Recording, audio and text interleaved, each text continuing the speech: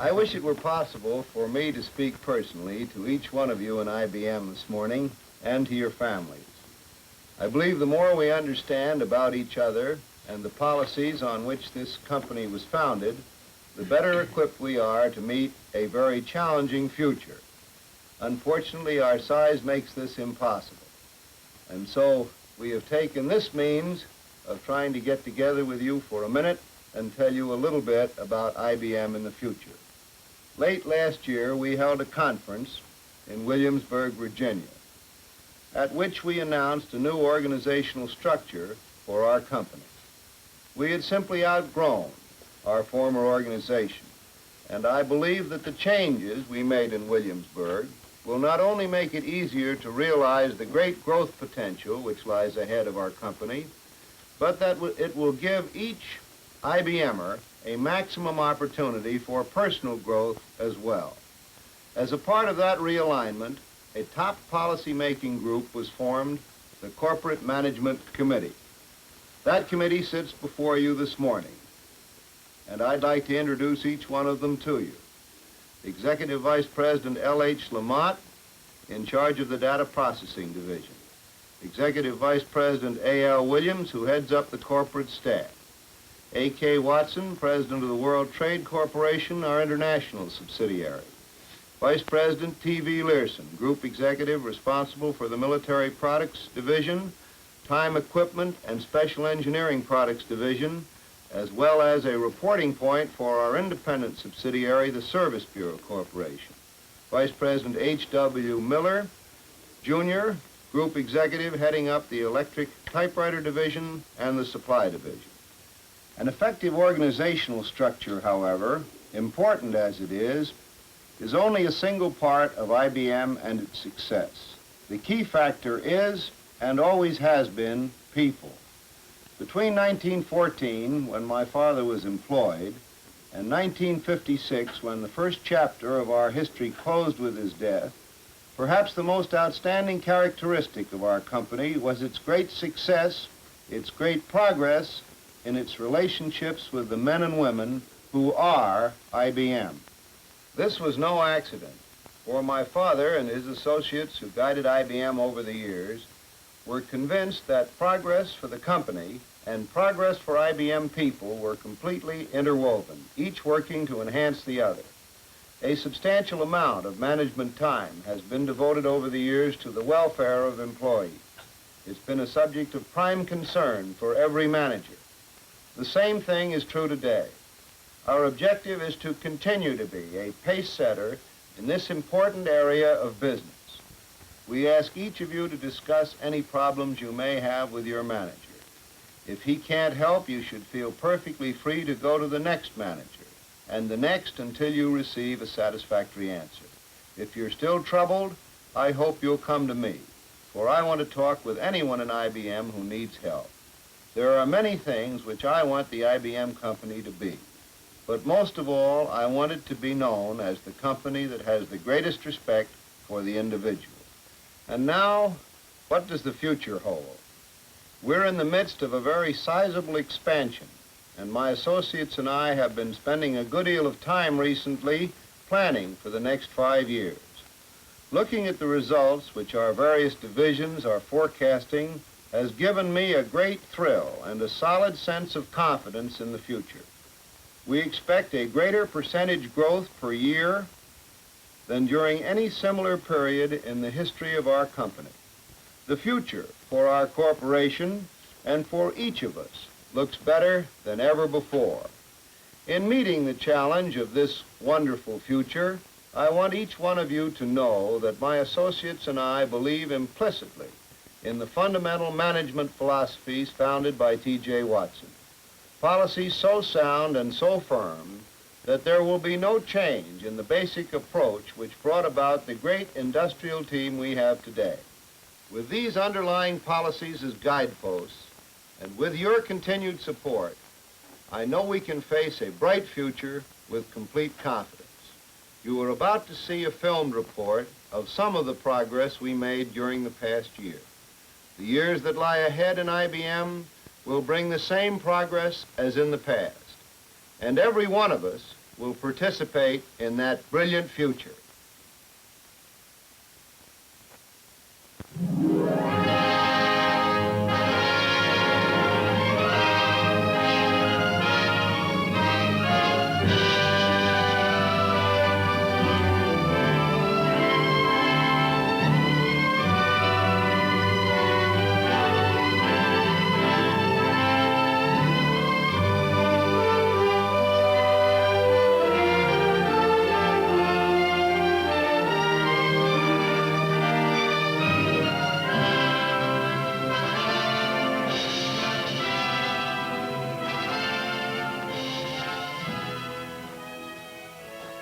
Hello, I'm Walter Cronkite. For the past 12 months, our news cameras have been focused on the International Business Machines Corporation during the most dynamic expansion period in the company's history. We've been talking to salesmen, customer engineers, scientists, plant employees, executives. We've been seeing new plants, new people, new discoveries in technology. New products or major devices have been announced on the average of one every 2 weeks. We've seen the number of IBMers increase by 25%. The total sales jumped by approximately 29%. The report on the progress of IBM during 1956 is before us now. The reason for IBM's present success, according to Thomas J. Watson, Jr., president of the company, is the spirit and enthusiasm of the IBM people themselves. The 59,000 IBMers of 12 months ago plus the 15,000 new people hired during this period. That number of new people is more than were with the whole company in 1941. The most dramatic area of IBM's manpower growth has been in customer engineering. More than 3,500 new customer engineers in 12 months in the data processing, electric typewriter, and time equipment divisions.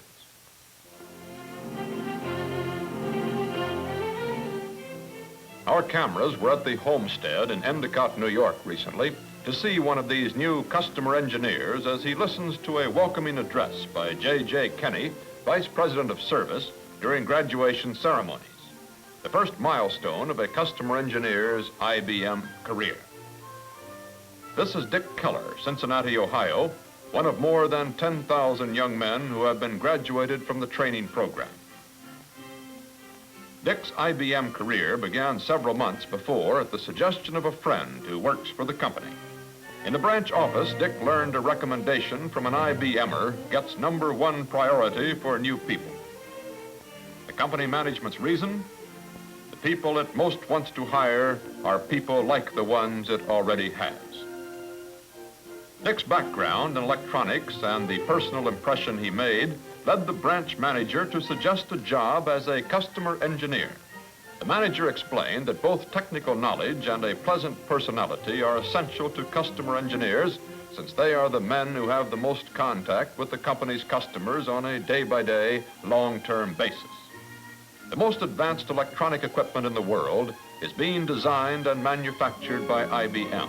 Once the sale has been made, it is the customer engineer's technical knowledge and concern which safeguard the reputation of the company.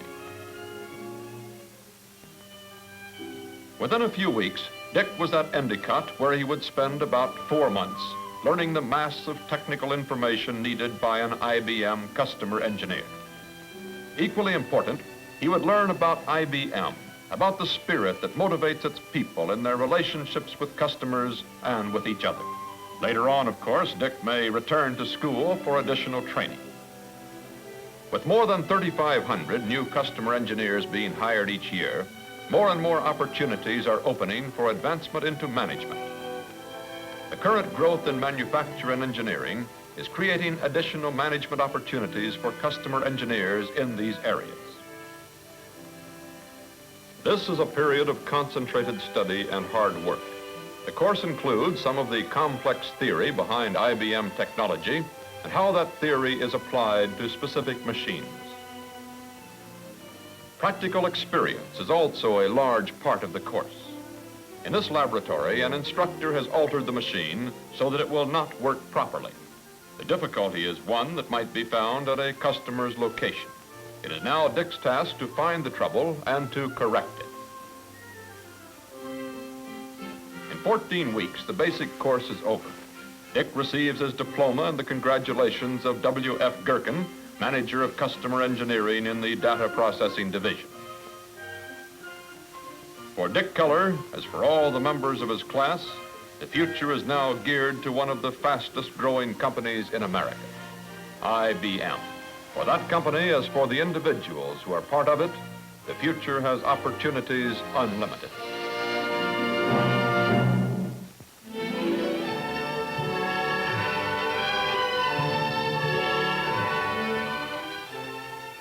During the past 12 months, IBM has been engaged in one of the most dynamic expansion periods in its history. Examining plans for some of the nationwide new construction are Executive Vice President A.L. Williams and Vice President and Group Executive H.W. Miller, Jr., with R.F. Bodecker, Manager of Facilities Planning. This is the new electric typewriter plant in Lexington, Kentucky, to be completed in the middle of 1957. The plant had a pilot line in operation less than 6 months after construction was begun. At Owego, New York, the Military Products Division will manufacture BRAIN, bombing radar navigation equipment, for the Air Force's B-52 Intercontinental Bomber. At Sherman, Texas, the new punched card plant will be completed by the end of 1957, and at Endicott, there will be a modern education building. First of the 6 new plants to be completed was the facility at Kingston, New York, which is devoted to the Military Products Division's giant Sage computer and the assembly of the IBM electric typewriter. Overnight, the entire electric typewriter production line was moved from Poughkeepsie, New York. IBMers had achieved the all but impossible, the move of an entire assembly operation 30 miles without the loss of a single production day. In their new plant, Kingston people found the most modern design elements for employee comfort and efficiency. On assembly lines, each worker could perform several jobs in order to give more variety to his work. Here as elsewhere at IBM, one of the most important considerations is the well-being of the individual IBM employee. H.W. Reese, Jr., General Manager of the Electric Typewriter Division, is here inspecting a typewriter component shortly after the new plant was opened. By October, electric typewriters were coming off the Kingston production line faster than ever before in the history of the electric typewriter industry. According to H.W. Miller, Jr., this is a tribute to both the plant people and to the sales force that created the demand which made such production possible. In their conference, the executives discussed the new plant facility at Rochester, Minnesota, scheduled for completion in 1957.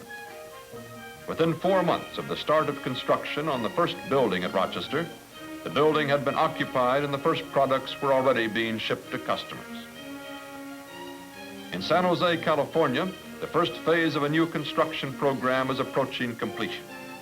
Included is space for manufacture, engineering, advanced research, and education. At the end of 1948, IBM had about 2 million square feet devoted to manufacturing. Upon the completion of construction currently planned, that area will have been increased 4-fold. This physical expansion is only one indication of the dynamic growth of the company as a whole in sales, research, manpower, technology, products, and opportunities for individual satisfaction and advancement.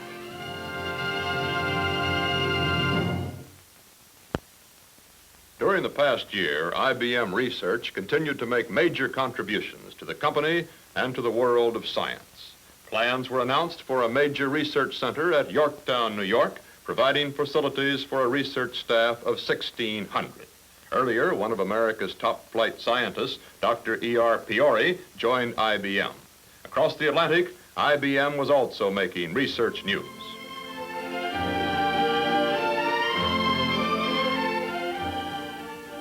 This is the city of Zurich, considered the scientific and intellectual capital of Switzerland.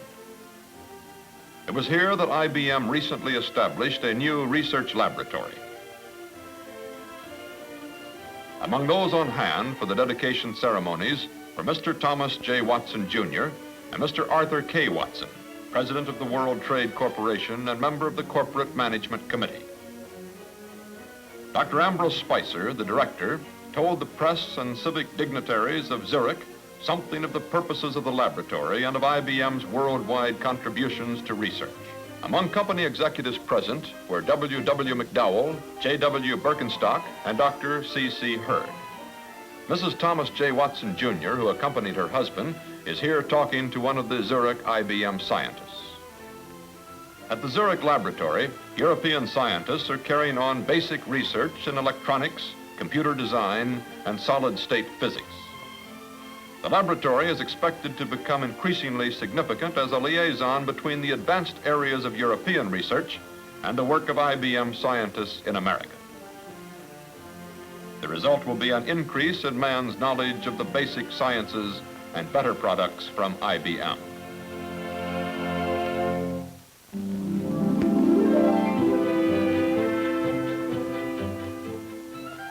The 650 Assembly and Testing Department at Endicott, like all IBM manufacturing, is meeting a production challenge in keeping abreast of the phenomenal sales pace set by IBM's field force. The splendid teamwork of the company's sales representatives, applied science people, and field technical specialists has resulted in outstanding sales achievements during 1956. Among these was the 500th installation of an IBM 650 computer. The 650s, which are assembled here at Endicott, are the most widely used medium-sized computers in the world. Nicknamed the workhorse of data processing, the 650 contains thousands of pluggable units, germanium diodes, and individual connections. At Poughkeepsie, other assembly teams are meeting a similar production challenge. For in 1956, IBM's field force passed another landmark with the 100th installation of a 700 series computer. A key feature of the 705 computer is the magnetic core memory unit. These units enable the 705 to remember 40,000 individual characters. Nearby, pluggable units, the small replaceable sections of the computer, are being produced and tested. Before delivery, the 705 is tested for about 2 months. More than 1 billion instructions are executed by the machine during this period. Customers who have already received these giant computers include insurance companies, airlines, banks, railroads, and utilities. Major corporations whose names read like a who's who of American industry. The rapid advance of IBM technology resulted in a new department at Poughkeepsie this year to produce high-quality transistors, the tiny equivalent of the vacuum tube. A transistor has an unlimited life, consumes very little power, gives off almost no heat, and requires much less space than would be needed for a vacuum tube. Transistors are made from single crystals of germanium grown in this furnace. The crystals are sliced to minute thinness, then sorted in this unique machine which was designed by IBM engineers. The completed transistors are mounted on a printed wiring card, each card the equivalent of a pluggable unit, to form the 608, the first commercially available transistorized computer. The 608 now points the way to the future of computer design and carries on the tradition of manufacturing ability and scientific leadership, which are a part of the spirit of IBM.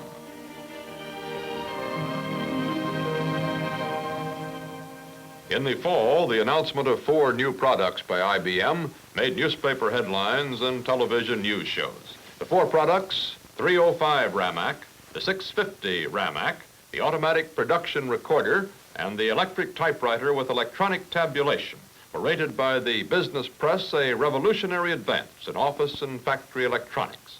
The press and our news cameras went on a flying preview to see these products firsthand.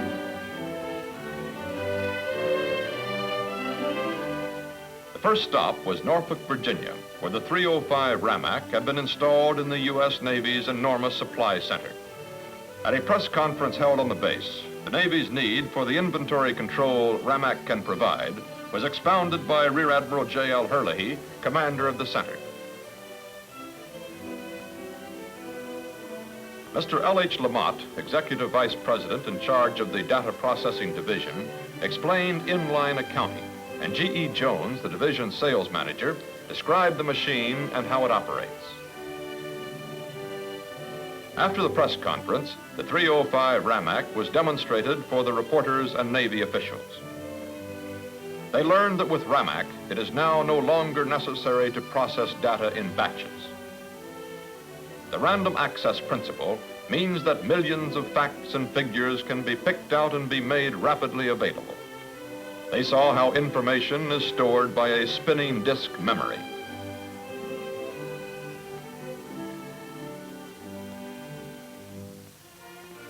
From Norfolk, the press and our news cameras flew to Endicott to see other IBM products. At the Glendale laboratories, they were to view demonstrations of the 650 Ramac, the automatic production recorder, and the electric typewriter with electronic tabulation.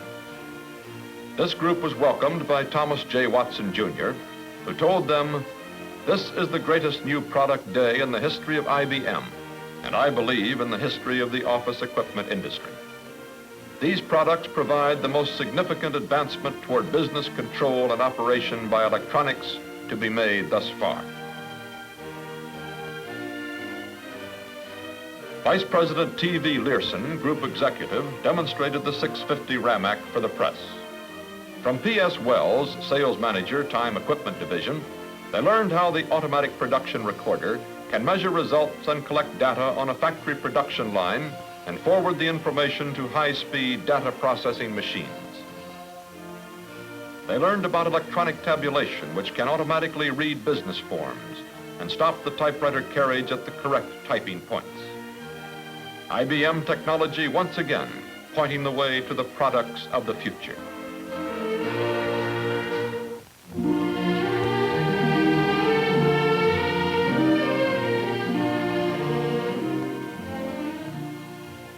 This is Stanford University in Palo Alto, California, one of the first of more than 30 American colleges and universities to take part in an IBM program of aid to education.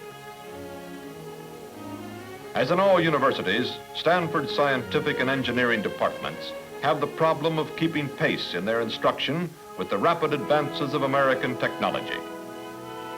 To assist them, IBM recently made 650 and 700 series computers available to the schools at a small percentage of cost. The computers are used to train undergraduate students in programming. More than 100 students are enrolled in the programming course at Stanford alone. They are used also for graduate and faculty research at Stanford on projects ranging from an investigation of the Earth's upper atmosphere to studies carried on by the psychology department. At UCLA and at MIT, the big 700 computers have been installed for the joint use of colleges in these areas. IBM recognizes that these young people at Stanford and the other universities will be the creators of tomorrow's technology. Their scientific training is a vital factor in the nation's continuing technical progress. In the years to come, more and more of these new professionals will be needed in the ever-growing data processing field. The IBM College Computer Program is one of the steps the company is taking to help prepare America's young people for the world of tomorrow.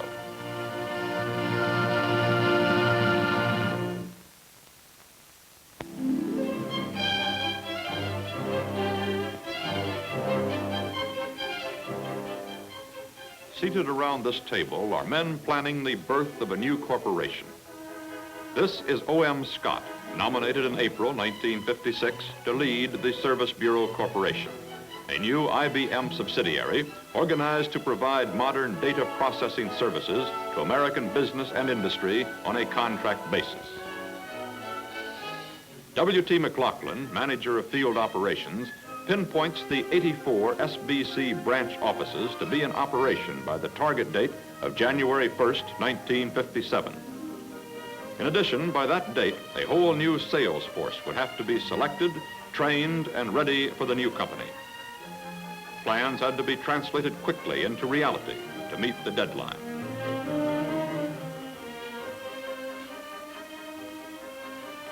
One of the first of the new SBC branch offices was in Midtown, New York. Here, as in the other SBC locations, customers find complete IBM high-speed modern data processing machines, manned by highly trained personnel. The full range of problems encountered by modern business are brought to these offices for solution. Payroll, inventory, and cost records for hundreds of customers, statistical analysis, scientific computation, the simulation by mathematical models of new product designs, industrial processes, and laboratory experiments. To SBC people, their new status offered tremendous opportunities for advancement. Many new supervisory positions were created by the formation of the company. More would develop as the company grew. In addition, SBC employees retained all the traditional advantages of membership in the IBM family. One of the first orders of business for the new company was an intensive sales effort to increase the number of SBC customers. Backing up this sales effort is an experienced and well-integrated operations staff. Their tools are a complete line of IBM punched card equipment. In addition, SBC will have 650 computers in 16 locations to increase the company's ability to serve business and industry in all major regions of the country. 700 series computers will also be available to customers of the Service Bureau Corporation. At World Headquarters, discussing the proposed move of the 704 SBC office are Mr. Scott, T.W. McLean, Vice President and Sales Manager of SBC, and Bruce Oldfield, New York Data Processing Center Manager. According to Mr. Scott, the Service Bureau Corporation's future is one of tremendous opportunity and challenge. The establishment of this newest subsidiary is thus another advance in the progress of IBM toward providing better services for its customers everywhere and greater opportunities for members of the IBM family.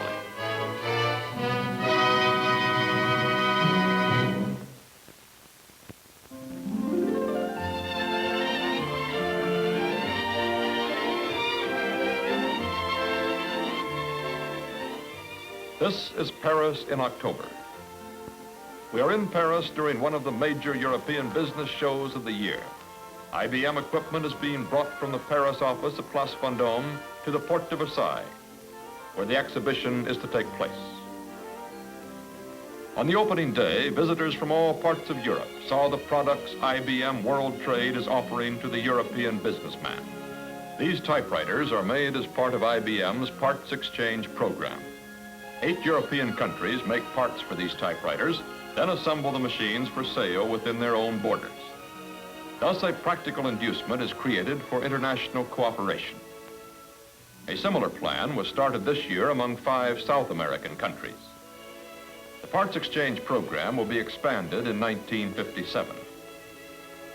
In the time equipment section, the visitors saw the electronic system by which all clocks, signals, and utilities in a building can be controlled. The business public's appreciation of the advantages being offered to them by IBM is creating a global opportunity for IBM and its people. On this side of the Atlantic, a similar exhibition is in progress at the New York Coliseum. Here, IBM unveiled many of its latest products for the American business community at the National Business Show. The IBM exhibit, under the lattice canopy, occupied a prominent position in the main exhibition hall.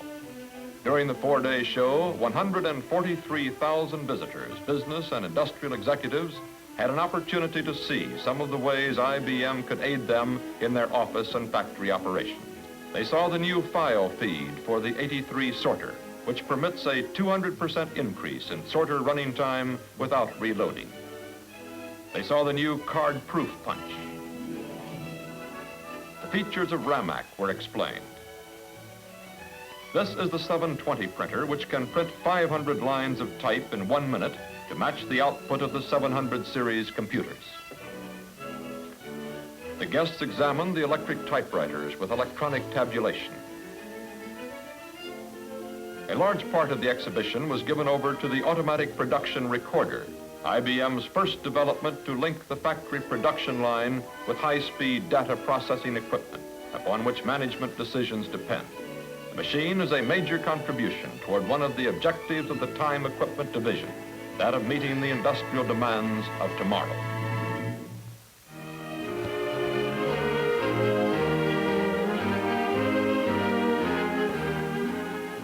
These are the electronic sentinels of our coastline, the outposts of SAGE, the nation's air defense system.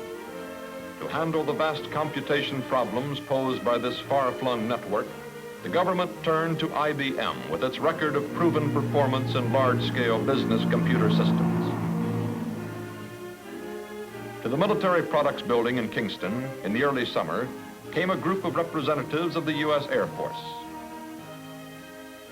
With them were G.R. Solomon and C.F. McElwain, General Manager of the Military Products Division. This is General Alfred R. Maxwell, Commander of the Rome Air Force Depot. They were here to inspect the first of the giant SAGE computers. On their inspection tour, the officers first saw the control panel from which the computer will be operated. Information about all the aircraft in its territory will come directly to the computer from the radar outposts. In its magnetic core memory, the SAGE computer will have stored information about the flights of known aircraft and the location and capabilities of the area's defenses. Explaining the memory array is R.P. Crago, General Manager of the Kingston Military Products Plant. From these consoles, air defense would be directed. Upon instructions from the officer in charge, the computer would guide intercept planes and missiles to their targets. About 40 giant SAGE computers are being built by the Military Products Division and are being installed at strategic centers. They are a symbol of the contributions of IBM technology to the safety of the entire nation. With the aid of the lightning-fast IBM SAGE computer, a powerful bulwark has been added to American air defense in the jet age.